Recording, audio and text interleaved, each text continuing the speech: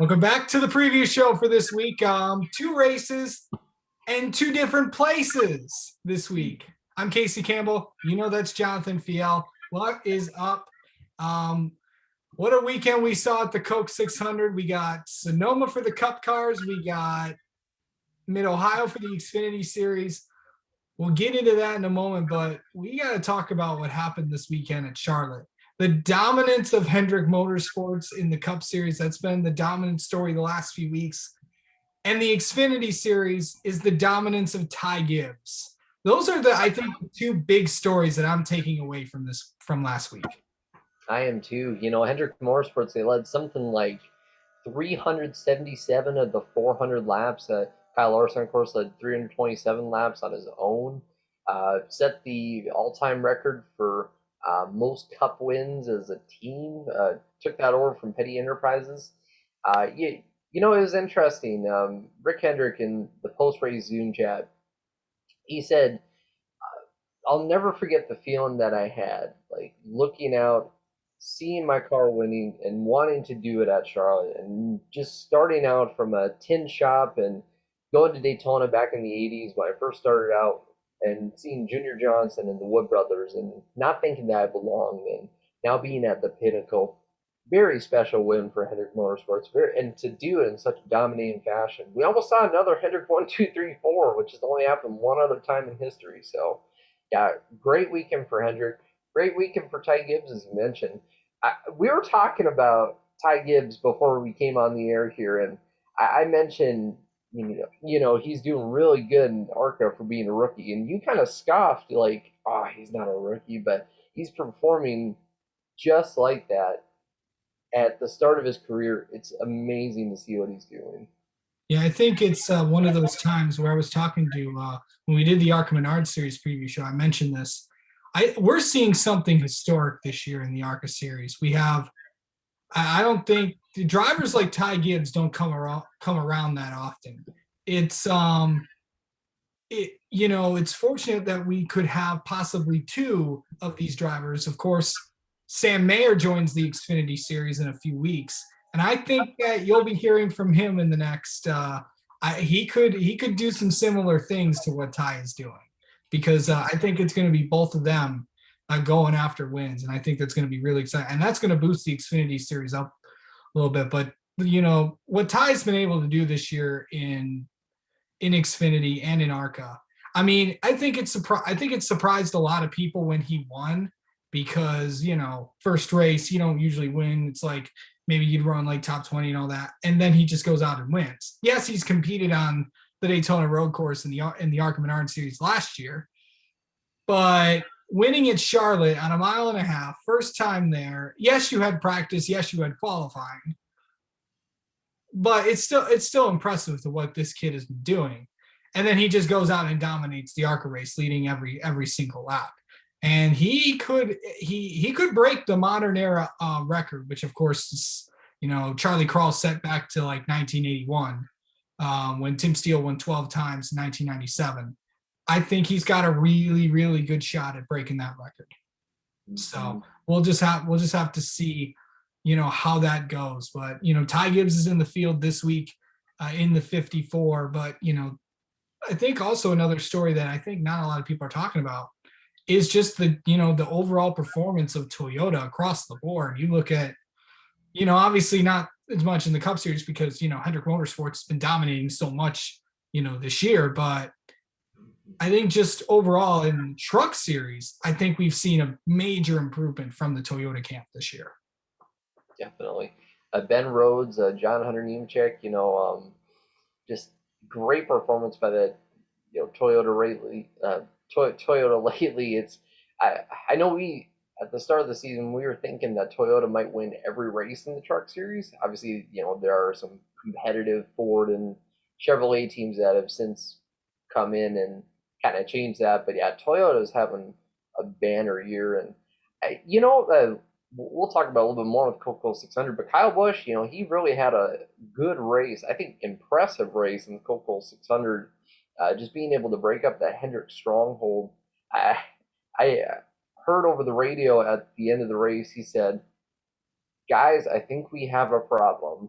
and was alluding to, or we have a problem with Hendrick Motorsports, and I think that really shows just how much Hendrick Motorsports has got up and just how much Toyota is there, but needs just that little more of an edge to catch up to Hendrick Motorsports at this point in the season. Yeah, and talking with got a chance to talk to some Hendrick Motorsports crew chiefs, of course. Talked to Cliff Daniels earlier this year, and then I talked to Greg Ives just a few weeks ago, and just getting to know them this year, and the crew chief side of things and stuff. Um, it's just been amazing, and that whole team. It's like one big fan. And I talked to Jeff Andrews earlier this year, who, um, you know, it's just what they've been able to do this year and the resurgence of Hendrick Motor. And then we all thought, remember when we all thought last year that Hendrick Motorsports is dead and all that, blah, blah, blah, blah, blah, blah, in the last few years. And now look at it. They are the dominant. They are the team to beat. I can now say that they are the team to beat. Obviously, yes, you have to watch out for Joe Gibbs. Yes, you have to watch out for Penske and maybe Kevin Harvick if he gets his act together. But Hendrick Motorsports right now is the team to beat. Mm-hmm. So, certainly. okay. And the question I pose to you, how would you rank the Hendrick drivers? 1 through 4. I'll put you on the spot here. Put you on the spot. Oh man, you're gonna do this to me. Uh-huh. Um. I'm gonna do this to myself too. Okay, so I think I gotta say one has got to be the best car. I think the 5 team. Kyle Larson, since he came into that organization, has just turned that around. So I think that that's the 5. That's Jimmy's old pit crew. So I think that, no offense against Jimmy, but that the team is has improved, and the team had their good moments last year with Jimmy, and he's still it's Jimmy Johnson, but and then the thing is when when new drivers come in there and that stuff, he's just elevated that company and basically tuning it in there. So 2, I gotta go with Alex Bowman. It's the 48 team. Speaking of Jimmy Johnson, that team has really, yes, I know it was last year's 88 team, but still, it's the 48 team. That number is iconic to everything that Jimmy accomplished in that car. And Alex Bowman's having a career year, I think. To just see them, to see Greg Ives, to see a company like Ally have success, it's just like the right combination. As as kind of alluding to that, they're kind of doing it right. Of course, that's Ally's slogan. So kind of tied it in there. 3 and 4, I think is going to be. I don't know. I really don't know. I think. I just don't know. You can't put. Williams had his moments this year, of course, winning at Homestead. I know Chase has had some good runs. I mean, I'll put William 3 and Chase 4, but really all 4 teams. It's like trying to pick. It's like asking a parent to see who's your favorite kid. It's a tough thing to do, but 1 and 2, I think, is the 5 team and the 48. You can almost put Alex Bowman at 1 because, but I think you got to go with that 5 team. Interesting. I would agree with the 5 team being the best team, but I would say William Byron's the number 2 team. Really? I think just obviously in modern day NASCAR, wins are everything, and top 5s, top 10s, aren't as much they're not gonna get you to the championship like a full season championship, or like when we had more of the 10 race chase where consistency mattered more. But just I've seen the 24, just they've had very consistent performance, and they had a day where they went out and really executed well. We were the best car at Homestead. I haven't really seen that out of the 48 team as much. I think they've been good. I think they've had good performance and they've executed very well at the end of some races, but they haven't had quite the dominant speed as the 5 and 24 have had at times. So with that said, I would put the 48 team third because they've been able to execute very well and have been there to jump on those chances.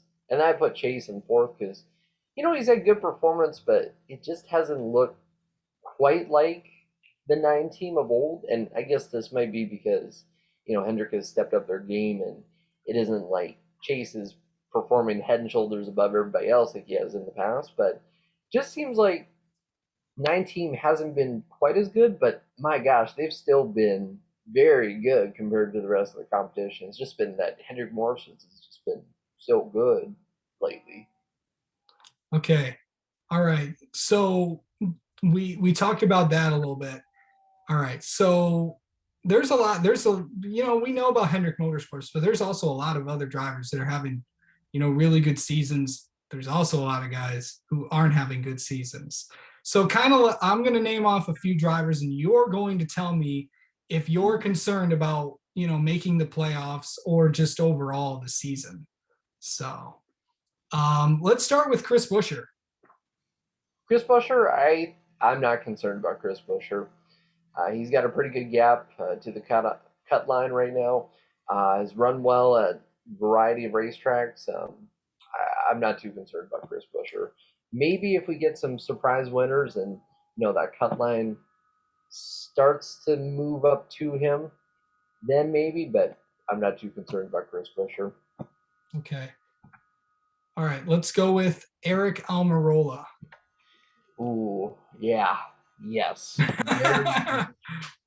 I'm very concerned for Eric Almirola. I mean, he's 28th in points right now. Only has scored 195 points on the season.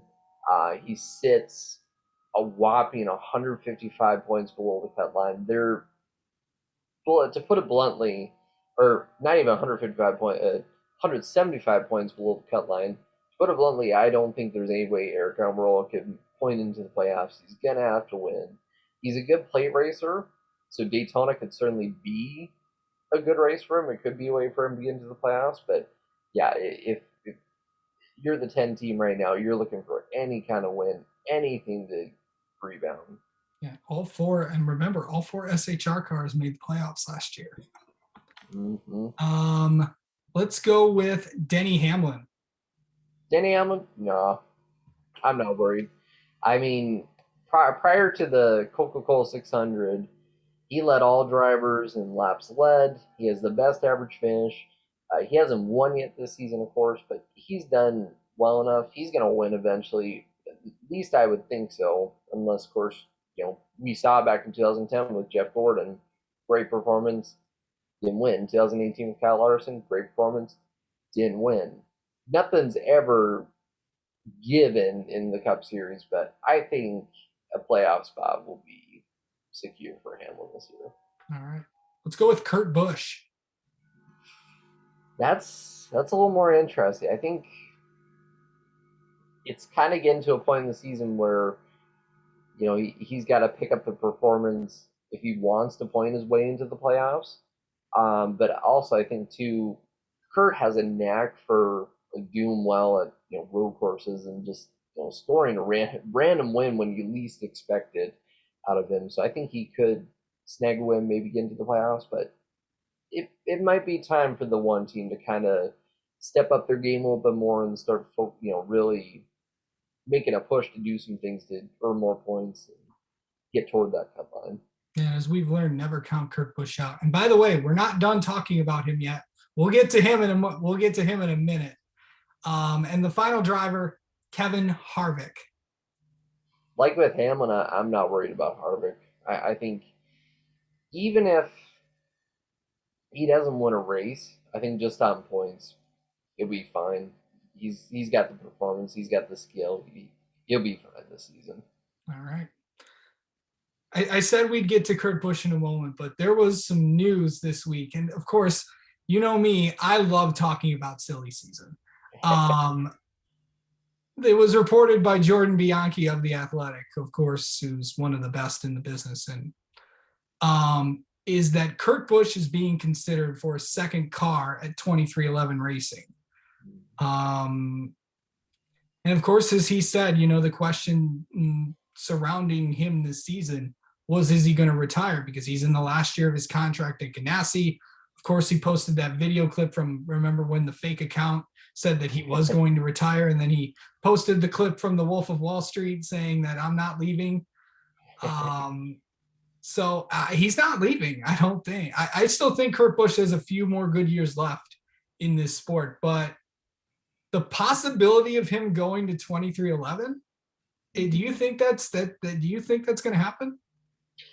Kurt Busch is every manufacturer that has been in NASCAR since 2004, Dodge, Ford, Chevrolet, Toyota. Kurt has drove for every single one of them except for Toyota. So obviously there's a lot more to the deal, but it's kind of a little checkbox for Kurt in some ways. If he could go to 2311, but also like Kurt has been a valuable asset to just starting up different program or like even like kickstarting different programs that have kind of been middling or floundering or looking for kind of that basis to grow. When he came to Penske, I mean, Penske was doing okay at the time, but like, I think he being at the team set the stage for the Penske we see now today, and of course Brad Keselowski too. Furniture Row Racing, he set the stage for what we saw in 2017 and how well they did, and SHR going to a 4-car team and kind of transitioning from just being a 2-car team. So I think he's a great driver to kind of shake down that equipment, kind of provide insight to be able to build a team. And I think 2311 would be, but they would be better off with him over there, because I mean Bubba Wallace is a good driver, but just having a veteran who's been around since Dale Earnhardt was racing is great. And I think Kurt could score some wins too. We all know that Kurt Busch can, one of the most underrated drivers out there. Kurt can win. I mean, I wouldn't be too surprised if we see that 1 car in victory lane because, just look what happened in Vegas last year in the playoffs. So no one should be surprised if Kurt wins this year because he's just that good. All right. Time to make some picks. But before we do that, I do want to mention I know we don't talk a lot about ARCA on this show because it has its own preview show, but 1,500 races for the ARCA Menard series. I know when you get to 1,500, that's a big deal. That is a big deal. And I want to shout out Charlie over there at ARCA, one of the nicest people you ever meet and super passionate about ARCA. So yeah, great milestone for them. Yeah, check out the ARCA preview show that I did with Charlie, of course, on my YouTube channel. And if you haven't done it already, don't forget to subscribe either. So wanted to touch on that. Also, the ARCA West series is going to be at Sonoma with the cars there. Chase Briscoe is going to be running that race. Zane Smith will be in that race too. Also, Dylan Lupton will be in that race for BMR. And of course, a lot of the regular guys you'll have seeing in there. Of course, Jesse Love, the West champion from last year. You have Cole Moore, Jake Drews in the 9 for the Sunrise team, Trevor Huddleston, Dean Thompson. So, Bridget Burgess, another one. So a lot of those guys and girls will be very fun to watch there. Also, Spire Motorsports in 77. Ben Rhodes is going to make his Cup Series debut. Got a chance to talk to Ben this week. It's a really, really cool dude. And then for the trucks, Donnie Schatz is going to be at Knoxville. That's going to be really exciting. And I'm going to talk to Donnie later today. So I'm really, really thrilled by that. And it's going to be a fun way. And look, the news just keeps happening. It's been a busy week in this. A lot of tracks have announced that they're going to be at full capacity. Got the chance to talk to Rick Brenner, the president of Michigan International Speedway, which was one of the tracks that announced that they were going to be at full capacity. And I was there last year with no fans. It was weird. I know you were at Kansas last year, and so strange. I know, but good stuff there. And then of course the championship weekend is going to be at full capacity. I'm excited to talk to Julie Geese tomorrow as well, the track president at Phoenix. So Good stuff there. All right, time to make some picks. Oh, yeah, and one more thing. Elio Castroneves, congrats on winning the Indy 500. Fun guy to talk to. Yeah, SRX starts next week, and of course I'll be in there. So a lot going on. Okay, now we can make some picks because I just wanted to get all that in there. All right, for Mid-Ohio, I got to go with Ty Gibbs. It's just, what that guy can do in a race car is absolutely incredible. Last time he was on a road course, he won at the Daytona road course. Something similar, I think, could happen this weekend at Mid-Ohio. He starts second. Austin Cindric and AJ Allmendinger are going to be some tough competitors. I mean, you got Miguel Paludo, you got Andy Lally, a lot of road ringers out there. You never know what could happen at these races. So we'll just have to see. But my pick is Ty Gibbs. Who you got, buddy? I got Austin Cindric. I mean, kind of cliche, but he's run 2 races at Mid-Ohio. He scored top 10s, top 5s in each of them. He has a worst finish of second at the place, 1 win. He's led 70% of the laps he's done. My pick is Austin Cindric, road course ace. I think he gets it done this weekend. Yeah. All right. For the Cup race at Sonoma, all right, go ahead and start us off. Ooh, okay. Well, I am going to pick somebody who has kind of been, head and shoulders above the rest of his team, but is yet to break through. He won back in 2017. He has the best average finish, any driver in the field. At Sonoma, I'm going to pick Kevin Harvick to win. Ooh, nice. Well, to me, originally on Twitter when I posted my picks, I had Chase Elliott winning at Sonoma. But I'm going to change my pick. I'm going to go with Martin Truex Jr. He's going to get it done at Sonoma, make it 3 in a row. He's won the last 2 races at that track at Wine Country. He's going to do it again this weekend. So, first 1 to 3 wins this season. Oh wait. Yeah, first 1 to 3 wins this season. So, definitely going to be fun to see. Wait, I think he already has 3 wins, right? Let's see. Well, you want to? I will double check on that, but it's going to be interesting just this weekend. Yeah, he does. Yeah, Phoenix. I think he won at Martinsville, and then he won at Darlington. So that's right. So he does have 3 wins. So he's going to get number 4. He'll be the first to 4 wins. Yeah, be the first to 4 wins. Yeah. Everyone's talking about Hendrick Motorsports, but the 19 is going to get it done this week. Yeah. It's going to be awesome just to go back to Mid-Ohio and Sonoma because we haven't been there since 2019. Of course, COVID canceled the races there last year. So great to see 2 awesome road courses back for this year. Yeah, I know Mid-Ohio got to run the IndyCar races and the IMSA races last year. Fun little track, but good to see NASCAR back over there at those racetracks. But anyway, that is the preview show. Jonathan, thank you as always for coming on. Next week, we'll be back, and we're going to talk Texas for the trucks, Xfinity, and we got the All-Star race next week. But, and of course, I'll be at a race, but I'll be in Detroit for the IndyCar series and can't wait to be at that one. So, all right. We'll talk to you next week.